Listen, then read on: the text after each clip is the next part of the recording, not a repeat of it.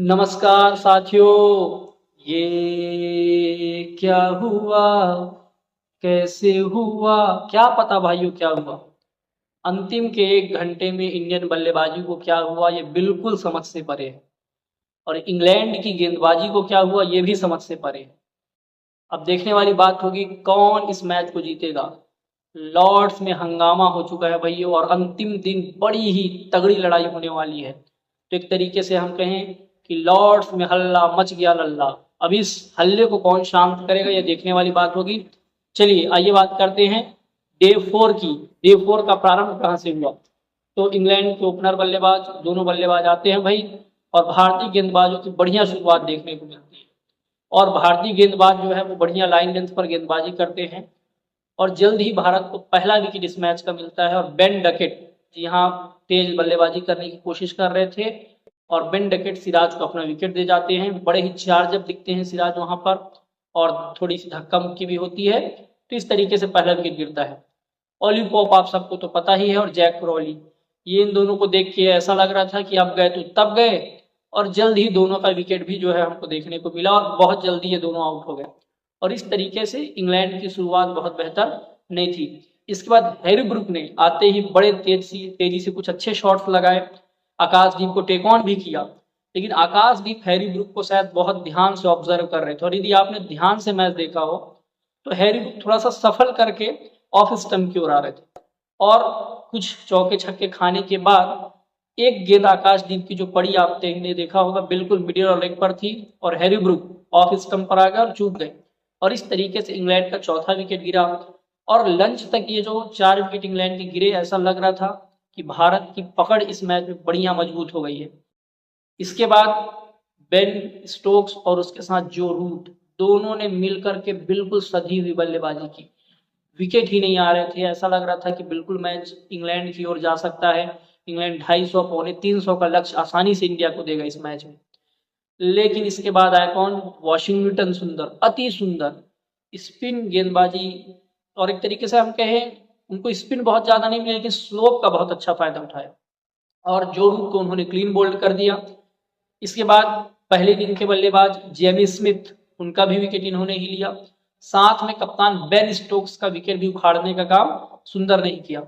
और वॉशिंगटन सुंदर एक तरीके से मैं कहूं कि एक एडिशनल भारत को जो इनका फायदा मिला वो देखने की बात है। और भारतीय गेंदबाजों ने इंग्लैंड के बल्लेबाजों को बिल्कुल बिखेर करके रख दिया।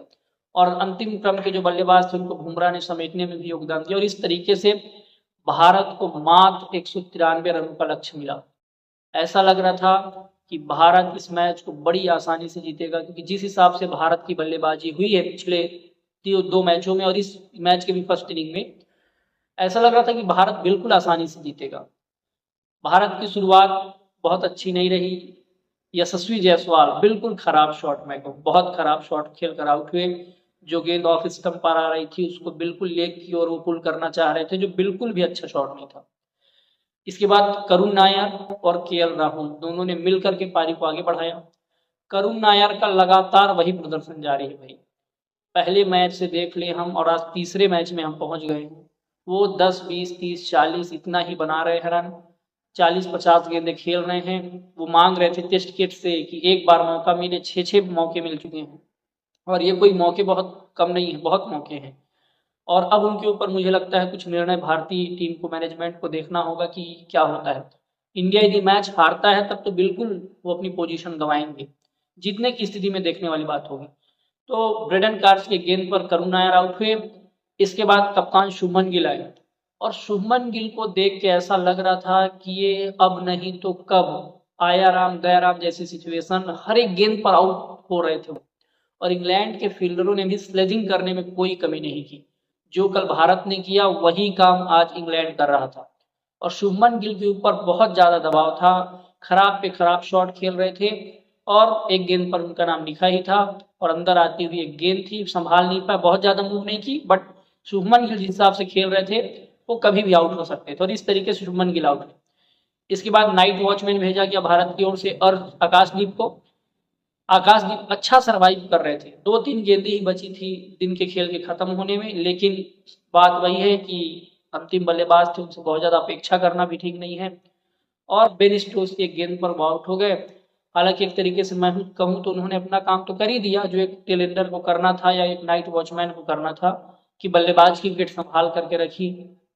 आज 5वें दिन कौन ये मैच जीतेगा, ये बहुत बड़ा सवाल है, क्योंकि इंग्लैंड के गेंदबाज जिस तरीके से कल शाम को गेंदबाजी कर रहे थे, चढ़ करके बिल्कुल गेंदबाजी, गेंद स्विंग हो रही थी, स्लोप का फायदा मिल रहा था, ऐसा ही रहा तो मुश्किल हो सकती है। लेकिन भारत की ओर से पॉजिटिव बात क्या है कि संयमी केएल राहुल जो है वो क्रीज पर बने हुए हैं।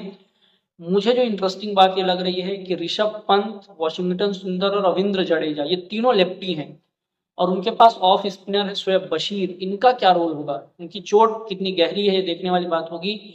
यदि बशीर आए और यदि गेंद ने थोड़ा सा स्पिन लिया, टर्न लिया, क्योंकि जिस तरीके से सुंदर ने आज गेंदबाजी की है तो कुछ भी हो सकता है। मतलब 135 रन कोई बहुत बड़ा लक्ष्य नहीं है। एक पार्टनरशिप चाहिए भारत को, मेरे को लगता है कम से कम 20 से 25 ओवर यदि भारत शुरुआत में निकाल दे, एक पार्टनरशिप बढ़िया कर ले, तो ये मैच भारत का है। तो शुरुआत बड़ी महत्वपूर्ण है, आधे घंटे का खेल शुरू का बड़ा महत्वपूर्ण है। कौन ये मैच जीतने वाला है, हम तो उम्मीद कर रहे हैं कि भारत जीते, 2-1 से सीरीज में बढ़त ले। लेकिन ये क्रिकेट है भाई, अनिश्चितताओं का खेल है। इंग्लैंड ने भी बढ़िया वापसी की है। तो इस तरीके से अब देखते हैं कि 5वें दिन क्या होता है। 5वें दिन के बाद हम मैच का हाल लेकर के आएंगे, कौन जीता है, इंडिया या इंग्लैंड, कमेंट करके बताएं आप लोग। यदि आपको हमारा चैनल पसंद आ रहा है तो चैनल को लाइक करें, शेयर करें, सब्सक्राइब करें। बहुत बहुत धन्यवाद।